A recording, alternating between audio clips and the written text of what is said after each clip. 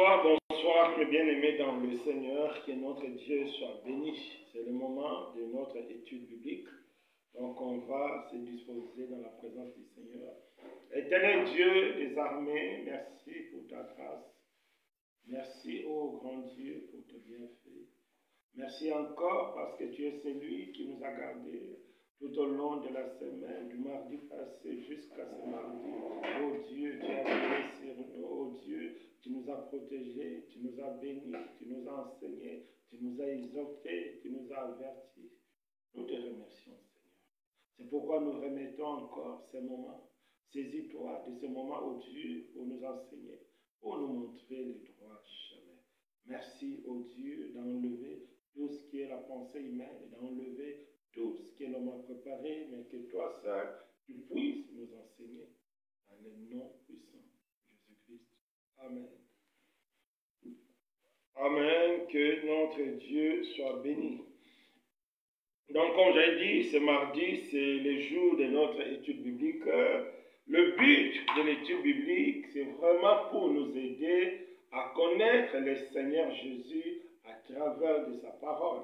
Parce que si nous ne connaissons pas Jésus à travers de sa parole, c'est que nous avons une connaissance erronée du Seigneur. La vraie connaissance du Seigneur, c'est le connaître à travers de sa parole.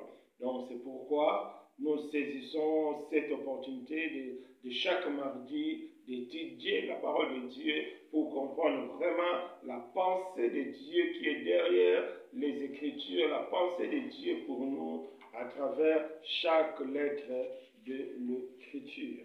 Donc c'est ça. Donc toujours dans notre deuxième livre aux Corinthiens, aujourd'hui nous allons voir les derniers chapitres.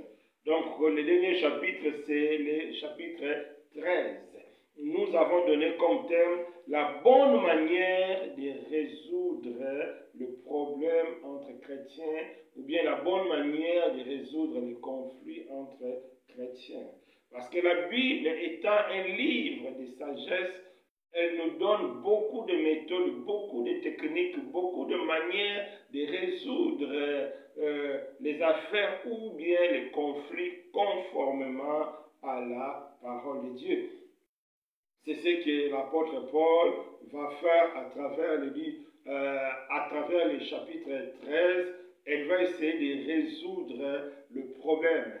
Donc, deux problèmes qui étaient à l'église de Corinthe. Le premier problème, c'était les fausses accusations. Paul faisait vraiment face aux fausses accusations. Donc, à travers ce chapitre, il avait aussi tenu à aller au Corinthe pour résoudre ces problèmes. Et le deuxième problème, c'était le problème du péché, parce qu'il y avait encore des frères ou des sœurs qui vivaient dans le péché.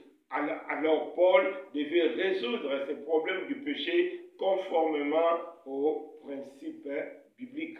Donc c'est très important, étant des chrétiens, de savoir qu'il y a vraiment de bonnes manières, il y a vraiment des manières chrétiennes de résoudre certains problèmes. Surtout le problème du péché, la Bible nous donne tous les outils nécessaires pour essayer de les résoudre parmi nous. Donc c'est ça un peu qui fera l'objet de notre étude biblique dans le chapitre 13. Donc sans tarder, nous allons prendre nos Bibles.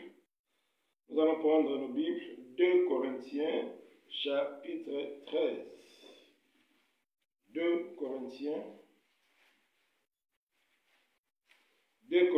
chapitre 13. Donc, nous allons d'abord lire premièrement du verset 1 au verset 4. Je vais chez vous pour la troisième fois. Toute affaire se réglera sur la déclaration de 2 ou de 3 témoins.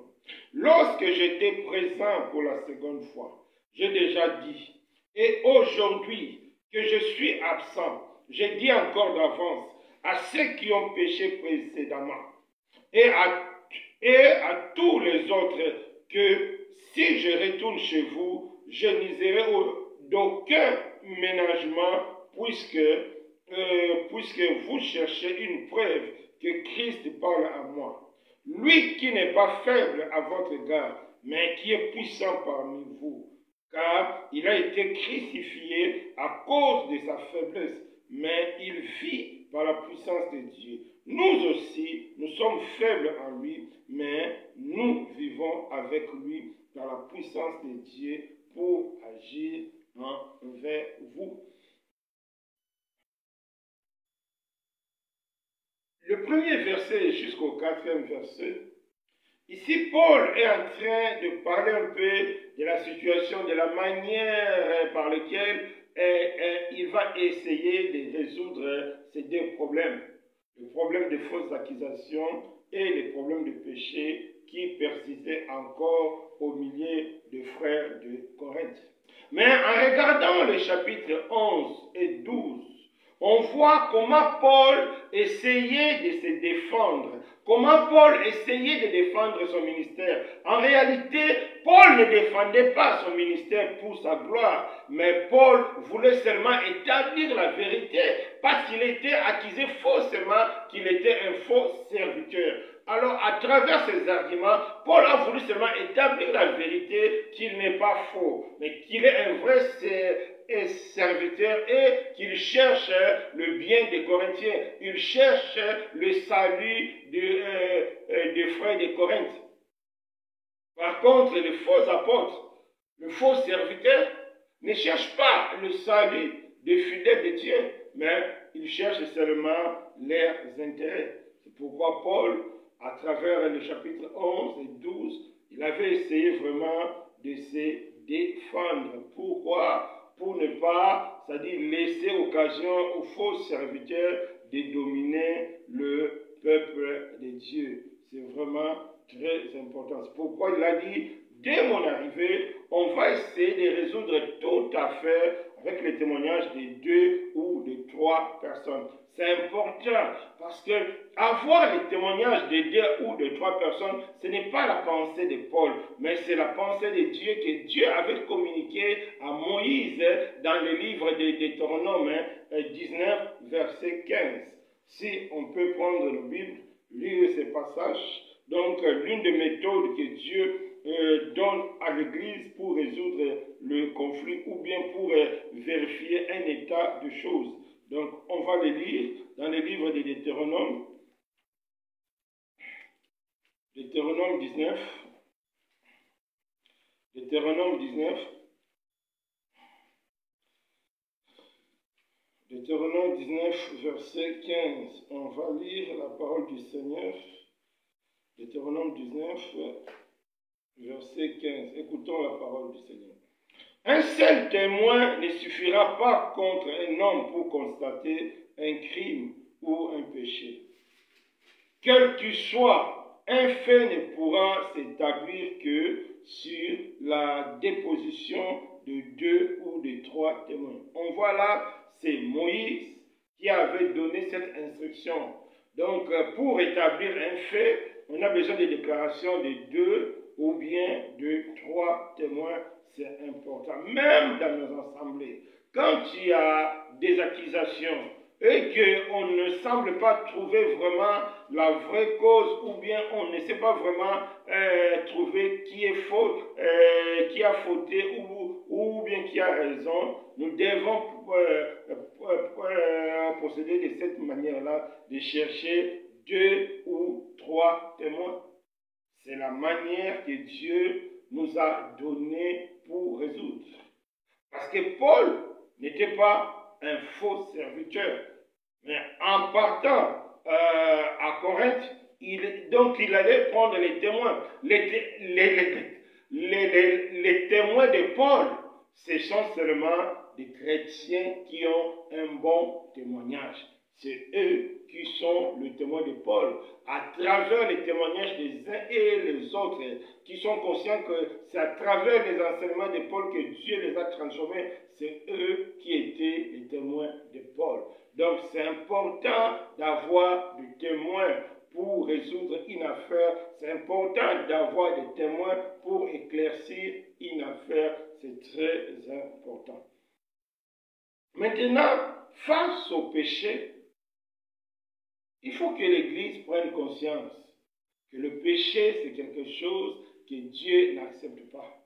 Et l'Église de Corinthe vivait encore, il y avait une partie qui est encore dans le péché. Et Paul était venu pour résoudre ces problèmes-là, pour parler et pour leur prendre des sanctions s'il faut, toujours dans le but de redresser. Ce n'est pas pour condamner. Le but de Paul, ce n'était pas de condamner, mais de redresser. Alors, Dieu nous donne des méthodes pour résoudre ou bien pour redresser des frères et sœurs qui sont dans le péché. C'est important. Et parmi les méthodes que l'Église a pour résoudre les problèmes ou bien pour aider ceux qui sont dans le péché, il y a la prédication, il y a les conseils, il y a les enseignements. Et si ça ne marche pas, la Bible nous autorise aussi même de sanctionner ou bien même de chasser le frère ou bien la sœur si elle devient ou bien s'il devient une pierre d'achoppement pour les autres. Donc c'est très important. Donc pour l'Église, nous devons savoir résoudre le problème du péché. Parce que le péché, c'est quelque chose qui détruit notre relation avec Dieu. Le péché, c'est quelque chose qui nous éloigne de Dieu. C'est important. Donc, étant des chrétiens, si tu es conscient que tu vis dans le péché, si tu es conscient que tu es dans une vie qui ne plaît pas à Dieu, il faut vraiment chercher à le résoudre. Soit tu vois les responsables, tu vois ton pasteur pour discuter avec lui, soit tu lis la parole de Dieu et tu t'engages à appliquer la parole de Dieu. C'est important parce que le péché, c'est vraiment quelque chose qui détruit l'Église du Seigneur. C'est pourquoi Paul était vraiment pressé de monter encore à Corinthe pour résoudre cela. C'est important. Prenons nos Bibles. Ésaïe 59, verset 1 à 2. Ésaïe 59, verset 1 à 2. Nous allons voir la conséquence du péché. Ésaïe 59, verset 1 à 2. Écoutons la parole du Seigneur. Non, la main de l'Éternel n'est pas trop courte pour sauver, ni son oreille trop dure pour entendre.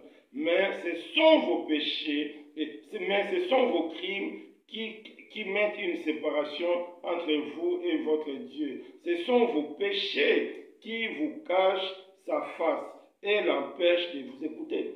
Ici, la Bible nous montre les conséquences du péché, les conséquences du péché de l'Église. C'est très important. Donc l'Église doit savoir résoudre les problèmes du péché, doit savoir mettre, c'est-à-dire des frères ou des sœurs en garde contre le péché. C'est très important. Parce que quel que soit l'aspect extérieur de notre assemblée, si nous ne savons pas traiter le péché avec rigueur, cela va nous éloigner de Dieu. C'est important. Donc l'Église doit vraiment prendre au sérieux le problème du péché. C'est pourquoi Paul est monté encore au Corinthe pour résoudre le problème du péché. Lui-même, il a dit que je n'userai d'aucun ménagement puisque vous cherchez la preuve que Christ parle à moi. Donc, Paul était catégorique. Parce que les gens voulaient savoir si vraiment que Christ parlait par Paul. Alors Paul était monté pour résoudre ces problèmes du péché. Le problème du péché qui résidait encore dans l'église de Corinthe. C'est ça, le cœur d'un bon serviteur. Un bon serviteur ne doit pas accepter que le péché puisse régner sans avertir, sans marteler, sans aider les frères et sœurs à résoudre. C'est important parce que la mission principale de l'Église ou la mission principale de tout ministère, c'est de ramener les gens du ténèbre à la lumière. C'est ça l'appel de Dieu. Donc si tu es pasteur, si tu es responsable ou même si tu es un frère affermi, face aux frères ou aux sœurs qui vivent dans le péché, notre rôle, c'est de le ramener dans le droit chemin, c'est de le ramener à quitter le péché. C'est ce que Paul était déterminé à faire à l'église de Corinthe. C'est très important. Et le refus d'écouter les avertissements du pasteur ou bien de nos responsables, en réalité, c'est le refus d'écouter le Seigneur. Celui qui refuse les avertissements de ses responsables, celui qui refuse d'écouter ses responsables, en réalité, il refuse d'écouter Dieu. En réalité, il est rebelle envers le Seigneur. C'est important. Donc, quand vous rejetez les enseignements, quand vous rejetez les conseils, quand vous rejetez les prédications, ce n'est pas les hommes que vous rejetez. Ce n'est pas la parole des hommes que vous rejetez, mais vous rejetez Jésus-Christ lui-même. Donc c'est important, mes bien-aimés. Nous ne devons plus refuser les conseils. Nous ne devons plus refuser quand nos responsables nous avertissent parce que le péché constitue un danger pour l'Église. L'Église du Seigneur doit être sainte et irréprochable. C'est quelque chose de très important. Aujourd'hui, beaucoup de chrétiens sont séparés de Dieu. Beaucoup de chrétiens ne voient plus la grâce de Dieu parce qu'ils vivent dans le péché. Parce qu'ils laissent le péché dominer sur eux. Donc, mes bien-aimés, c'est très important de savoir écouter les conseils pour résoudre les problèmes du péché qui est en nous. Dieu nous fait grâce. Dieu nous donne encore la possibilité, avant l'enlèvement, de se repentir et de saisir encore sa main pour abandonner le péché. C'est pourquoi l'apôtre Paul était vraiment catégorique, était vraiment ferme. Donc, il allait venir pour résoudre le souci des fausses accusations et les soucis du péché qui régnait encore. Et comment il a fait? C'est par la prédication, c'est par le conseil, c'est par les avertissements. Dans le but, ce n'est pas dans un sens pénal, non. C'est vraiment dans le sens d'aider l'Église à changer, d'aider l'Église à abandonner, à se repentir à cette vie du péché. Donc c'est ça un peu ce qu'on peut comprendre donc du verset 1 au verset 4. Donc maintenant on va passer à notre deuxième partie, c'est-à-dire à partir du verset 5 pour voir vers verset 5 à 10, nous allons voir encore la deuxième méthode pour résoudre le problème du péché dans nos vies. Du verset 5 à 10. Examinez-vous vous-même pour savoir si vous êtes dans la foi. Éprouvez-vous vous-même. Ne connaissez-vous pas que Christ est en vous, à moins peut-être que vous ne soyez désapprouvé. Mais j'espère que vous connaîtrez que nous ne sommes pas désapprouvés. Cependant, nous prions Dieu que vous ne fassiez rien de mal, non pour paraître nous-mêmes approuvés, mais afin que vous pratiquiez ce qui est bien et que nous soyons comme des approuvés. Car nous n'avons pas de puissance contre la vérité. Nous n'avons que pour la vérité. Nous nous réjouissons lorsque nous sommes faibles, tandis que vous êtes forts. Et ce que nous demandons dans nos prières, c'est votre perfectionnement. C'est pourquoi j'écris ces choses, étant absent, afin que, présent, je n'ai pas usé de rigueur selon l'autorité que le Seigneur m'a donnée pour l'édification et non pour la destruction. Ici, Paul revient encore, toujours à ces problématiques du péché. Il nous demande de nous examiner. C'est important. La meilleure manière de vaincre le péché en nous, c'est aussi le fait de prendre le temps de tout examiner en profondeur à la lumière de la parole de Dieu. C'est important.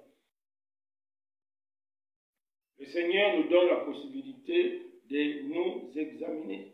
Il y a vraiment des aspects dans lesquels nous devons nous examiner face à la parole de Dieu.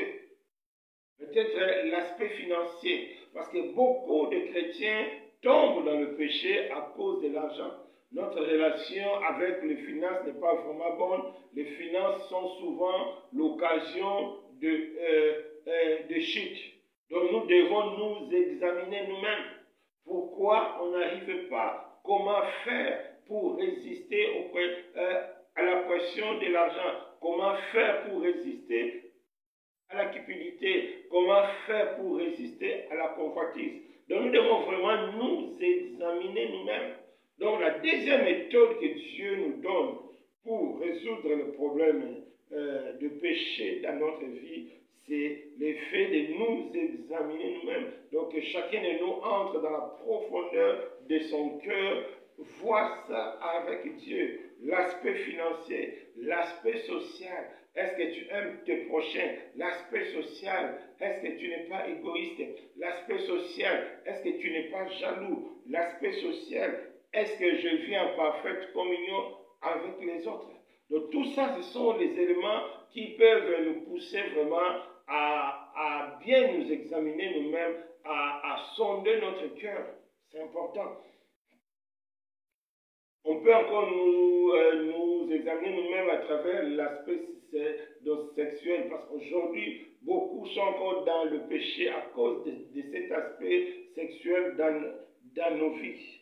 Mais Dieu nous appelle à sonder nos cœurs, à regarder, est-ce que je vis dans la sanctification ou bien je suis encore dans la suite.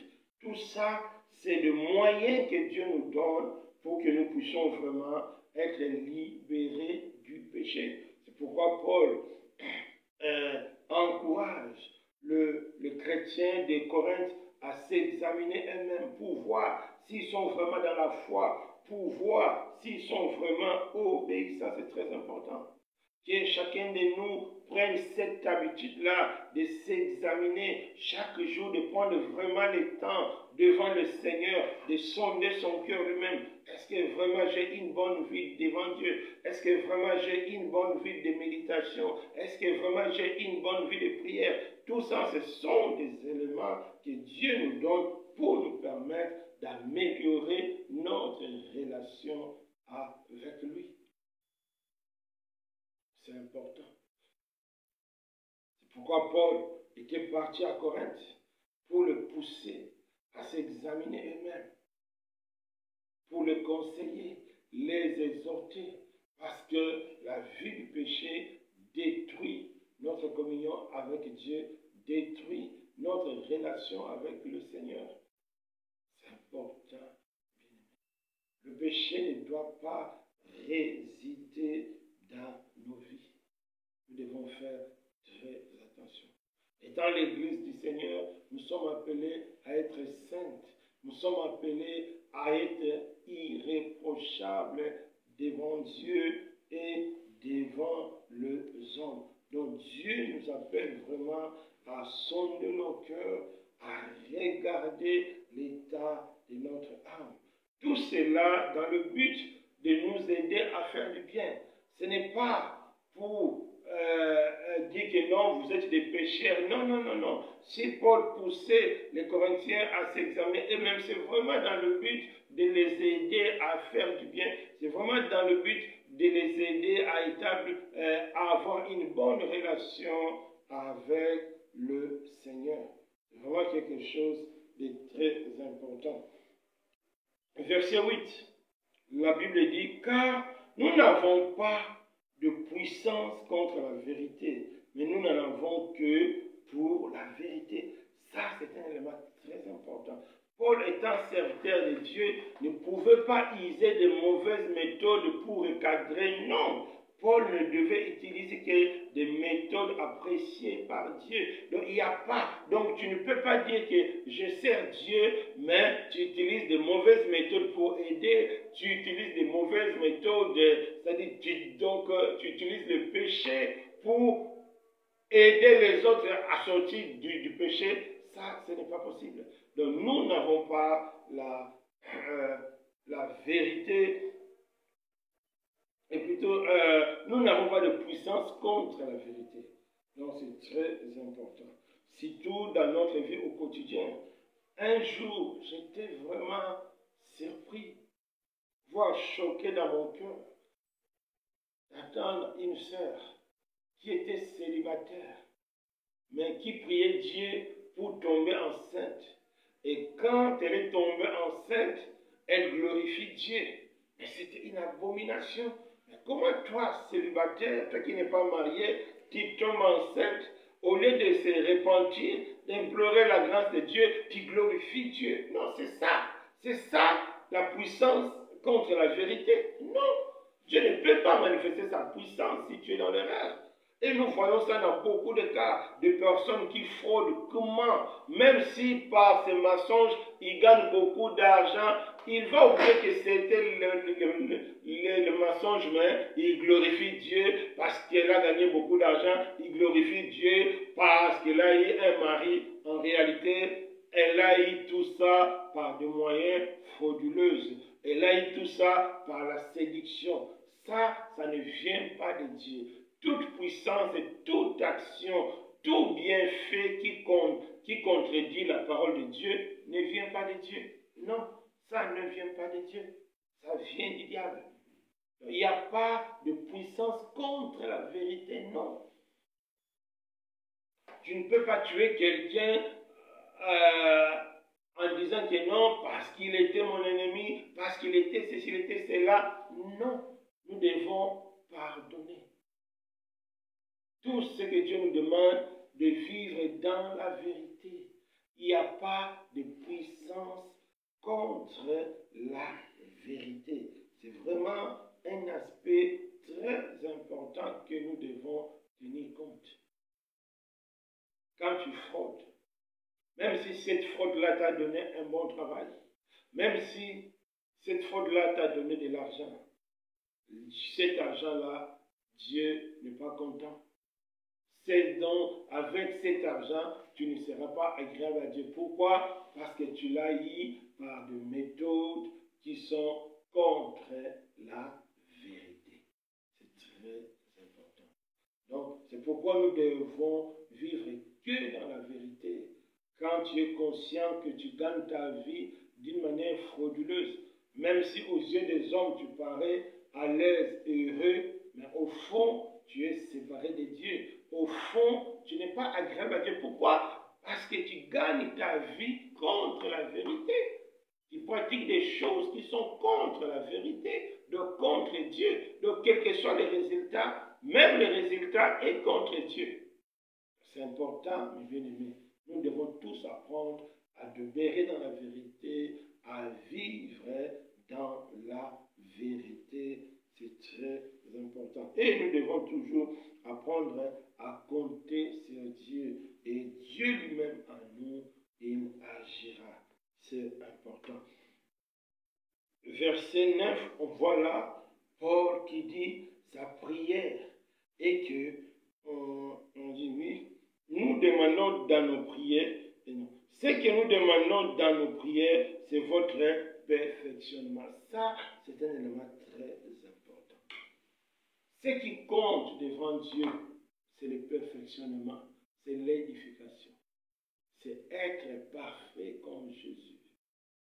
Si tu es chrétien, si chaque jour tu es au culte, si chaque mardi tu fais les études bibliques, si chaque jour tu as une bonne vie de prière, une bonne vie de méditation, la finalité doit être le perfectionnement. Arriver à la nature du Christ, arriver à manifester la vie du Christ.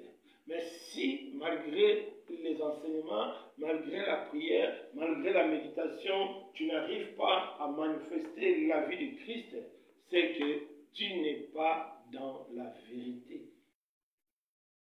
C'est important, bien aimé. C'est pourquoi Paul, bien qu'il était venu pour leur reprocher des choses, mais dans tout ça, son objectif, c'était de les aider à arriver à la perfection.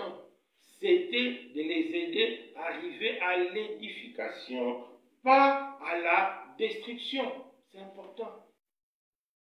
Nous devons aider les gens pour qu'ils marchent bien avec Dieu, pour qu'ils soient des chrétiens modernes.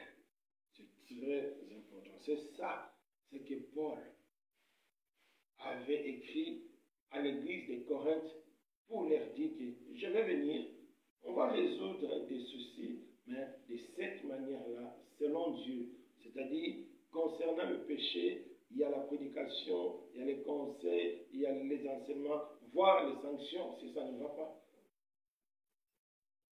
Et nous devons aussi aider les gens à s'examiner eux-mêmes, comme ce que Dieu nous a parlé ce dimanche.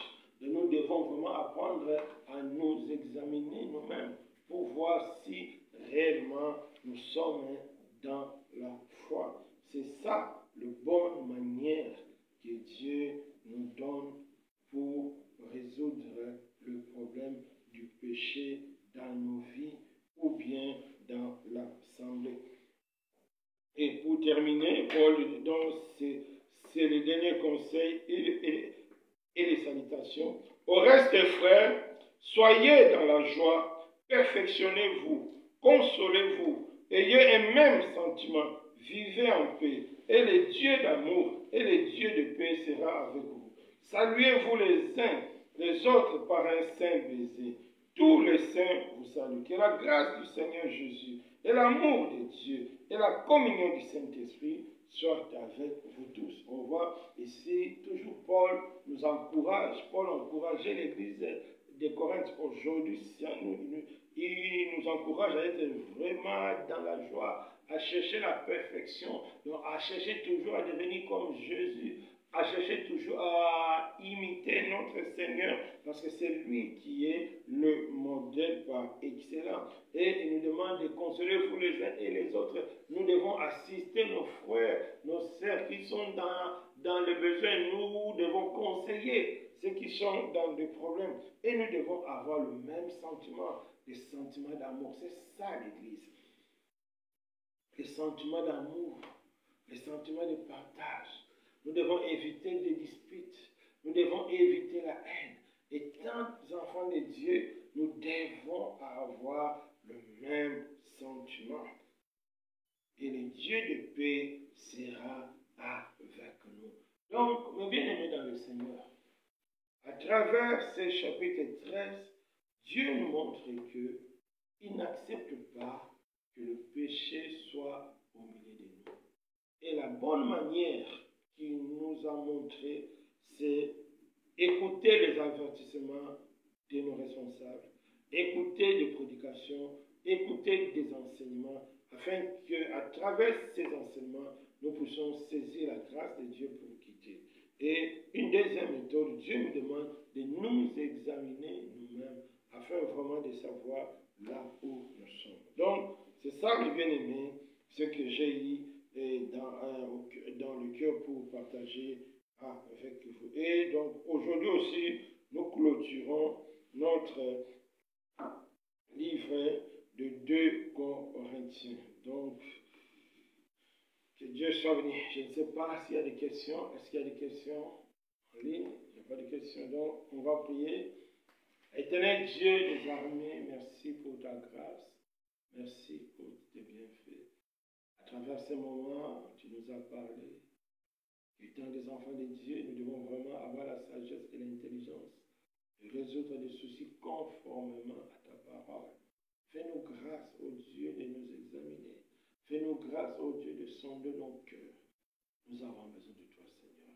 Sois béni, notre Dieu, au nom puissant de Jésus-Christ. Amen. Amen.